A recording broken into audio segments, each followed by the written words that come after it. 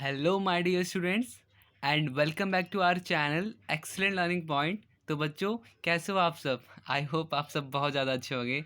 तो आज की इस वीडियो में हम क्लास 10th का वर्कशीट नंबर 46 करने जा रहे हैं।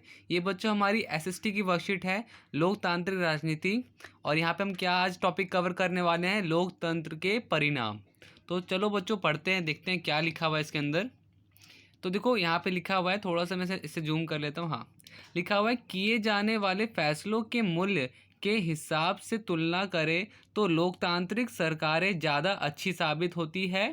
तानाशाही सरकारें बहुत तेज फैसले लेती है, उन्हें विपक्ष, विधायक आदि का सामना नहीं करना होता, लेकिन ये ऐसी फैसला भी ले सकती है जो जनता के खिलाफ हो और जिसे लोग स्वीकार ना करें, तब परेशानी हो सकती है। यहाँ तक बच्चों क्या समझ में आया कि लोकतंत्र में क्या फ़ायदा होता है कि जहाँ पर जो भी वो फैसले लेंगे लोगों के लिए होगा, ठीक है, लोगों के लिए भले के लिए होगा फैसला लोकतंत्र में। मगर अगर तानाशाही सरकारें हुई तो वहाँ पर फैसले क्या होंगे? बहुत तेज़ी से फैसले होंगे, किसी की सुनवाई नहीं करी जाएगी। और तानाशाही जो सरकारें होती हैं उसका कोई विपक्ष नहीं होता, मतलब कि कोई कॉम्पिटिटर नहीं होता, विधायक नहीं होता, उन्हें किसी का सामना नहीं करना पड़ता।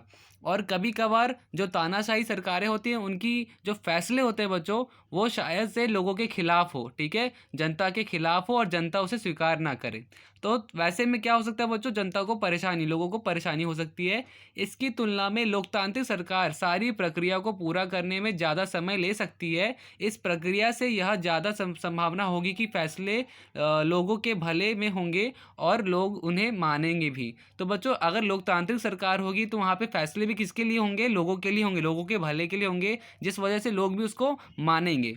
ये चीज़ बच्चों यहाँ पे बताई गई है। इससे यह प्रभावी होगा, इसलिए फैसले में लगने वाले ज़्यादा समय बेकार नहीं जाता। तो बच्चों, लोकतांत्रिक में ज़्यादा समय लगता है मगर वो ज़्यादा समय हमारा बेकार नहीं जाता। और तानाशाही में जल्दी फैसले लिए जाते हैं, बट वो फैसले कभी कभार लोगों के लिए, जनता के खिलाफ होते हैं। तो ये चीज़ हमें क्लियर हो गई।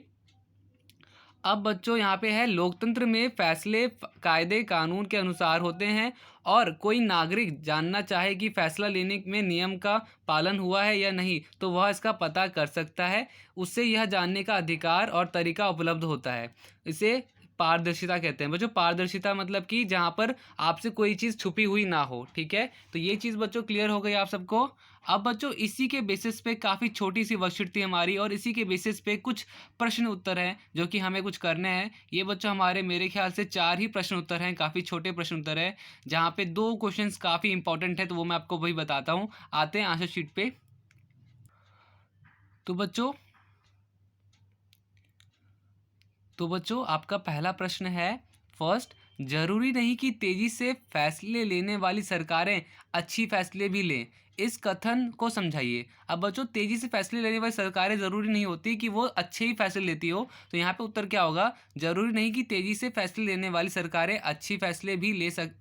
इस कथन की निम्न आधार पर पुष्टि की जा सकती है। सबसे पहला बच्चों यहाँ पर क्या होगा? तो देखो, सबसे पहला लिखा हुआ है, तेजी से लिए गए फैसले जनता के खिलाफ भी हो सकते हैं। सबसे पहला कारण ये अभी जस्ट हमने वर्कशीट में देखा था। दूसरा बच्चों, जल्दबाजी में लिए गए फैसले और कायदे कानून के अनुसार ना होने की अधिक संभावना होती है। तीसरा बच्चों, बिना विचार विमर्श के जल्दबाजी में लिए गए फैसले तानाशाही को बढ़ावा देते हैं, ठीक है। अब बच्चों यहाँ पर मेरे को लगता है शायद से आपको फर्स्ट क्वेश्चन अच्छे से समझ में आ गया होगा कि अगर जल्दबाजी में फैसले लोगे तो फिर वो क्यों बुरे कहा जाता है, अच्छे फैसले क्यों नहीं माने जाते। तो यहाँ पे हमने तीनों चीज़ें देख ली। सबसे पहला क्या था? तेज़ी से लिए गए फैसले जनता के खिलाफ होते हैं, और ये फैसले कायदे कानून के अनुसार नहीं होते हैं, और बिना विचार विमर्श जल्दबाजी में लिए गए फैसले तानाशाही को बढ़ावा देते हैं। तो ये हो गए बच्चों हमारे तीनों पॉइंट्स फर्स्ट आंसर के। अब सेकंड है बच्चों, वह कौन सी प्रक्रिया है जिनका पालन फैसले लेने में लोकतांत्रिक सरकारों को करना होता है। तो बच्चों यहाँ पर आंसर क्या होगा यहाँ पर? तो देखो, लोकतांत्रिक सरकारों को कानूनी प्रक्रिया का पालन करना होता है तथा संविधान के अनुसार ही निर्णय लेना होता है। क्लियर बच्चों? किसके अनुसार? संविधान के अनुसार, ठीक है।